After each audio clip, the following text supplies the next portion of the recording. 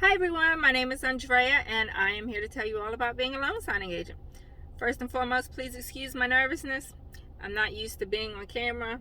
Actually, it's really outside my comfort zone, but being a loan signing agent was too. I typically don't like to be in the spotlight, but a few people have asked that I create YouTube videos, and even lately, I had a borrower ask if I would create YouTube videos because he too wanted to know how to be a loan signing agent. A little bit of background about myself. I have 3 kids. I am married and I have a full-time job. I work 40 hours a week. So that means I accept appointments after 5 p.m. and on weekends. I have taught my best friend how to do this, and I've taught my mom how to do this. And before that, they had full-time jobs, and they are now doing this full-time. And they are killing it. They are killing it. I'm so proud of them. A little bit of background about me. I became a loan signing agent in 2019. Actually in the state of Maryland. It is called a title insurance producer independent contractor. TIPIC is what they call us. So what that means is we have to take a course and we have to take a really hard exam. That exam is tough, really tough. But to some extent, it was a godsend for me because I knew nothing about the real estate industry, had no previous real estate experience at all. And so that course actually helped me understand a little bit about the real estate industry. So I know that some people, a lot of people, are nervous talking in front of people. They're nervous about getting into this profession. They worry about messing up. They worry about not being able to answer all the questions. I'm here to tell you all of that will happen. But some of the most seasoned notaries mess up. We all mess up.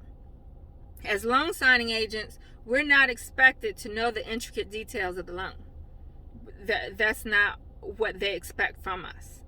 We don't know necessarily why the lenders gave certain credits. We don't know necessarily how the borrowers are expected to make payment. Like, we don't know the intricate details of the loan, and we're not expected to. What we are supposed to do is to present the documents, briefly go over them, they sign, we notarize when necessary. That is it.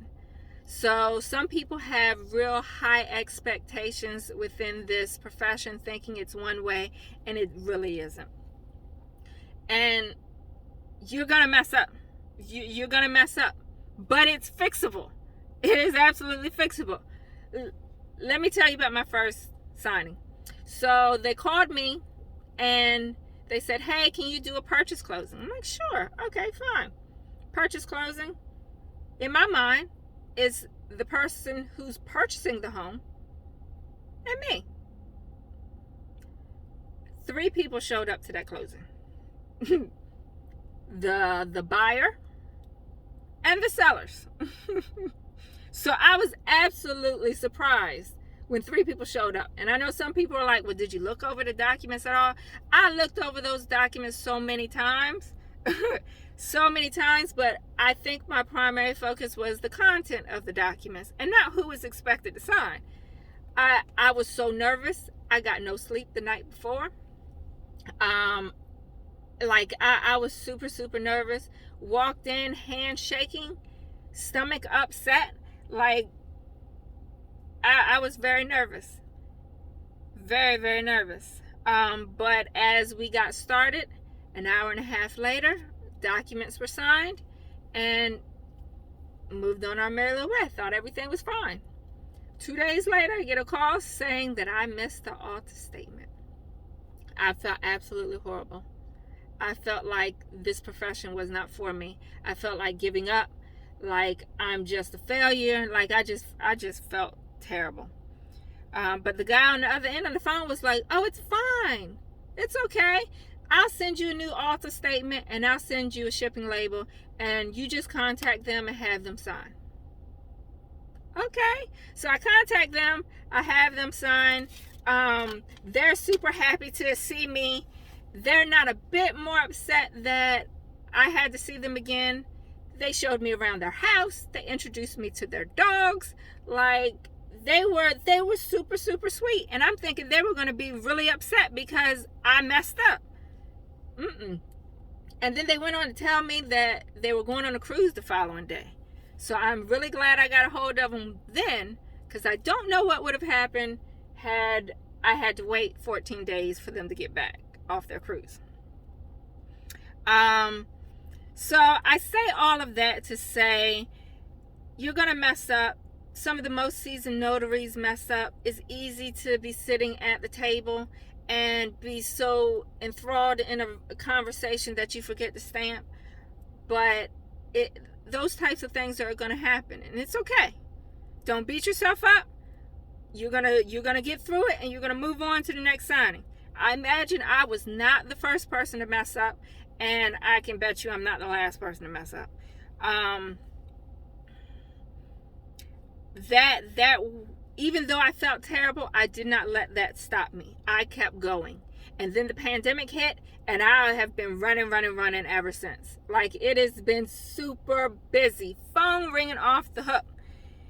And even though I was mostly working after 5 and on weekends, I still managed to do, on average, about 12 signings a week.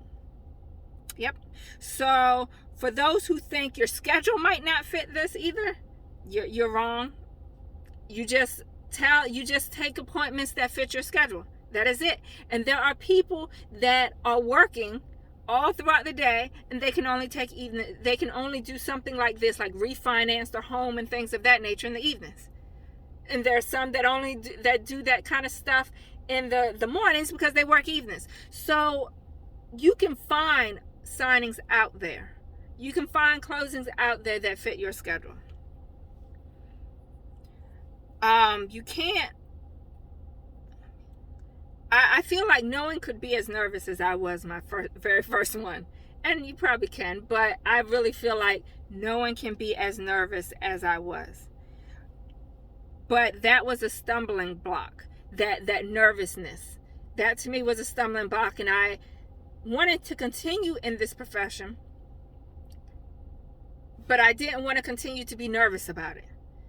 So I had to pick up that block and just chunk it somewhere, honestly. Like, I had to just get past all of that. And after meeting so many people and having so many closings, occasionally I still get nervous, especially if it's a purchase closing. I still get nervous. I think I'm traumatized from that first one. But it's okay. The people you end up meeting are phenomenal people most of the time. You end up learning so much that everyone has a story, and they're so willing to share their story with you. So it's just an awesome profession. I am really enjoying it. It's causing me to step out of my comfort zone and talk to more people and learn so much more. I mean, I'm sitting here on YouTube with you. 2 years ago, you couldn't tell me I was doing something like this. So this brings, like, it's just an awesome profession. And I'm telling you this simply because if you're nervous about it, that's expected. It's okay. Use that nervousness to get you to the next step. Don't not accept appointments because you don't know. You're not going to know everything. The people on the phone, when sometimes you have to call the lenders and the title companies and so forth because the documents might be messed up, they don't even know everything. So how can you be expected to know everything? I know I'm rambling. I'm sorry. Thanks for tuning in. I'm going to try to bring weekly videos with tips and tricks that I've learned along the way. When I first started this in 2019, I didn't know anybody in this field. I didn't even know a real estate agent. I knew absolutely nothing. So I had to learn the stuff all by myself. And so I just want to share it with you all. So stay tuned. Hopefully you like the video. I'll get better, maybe. Who knew it was going to be like this? Not me, but here we are. Talk to you soon. Bye.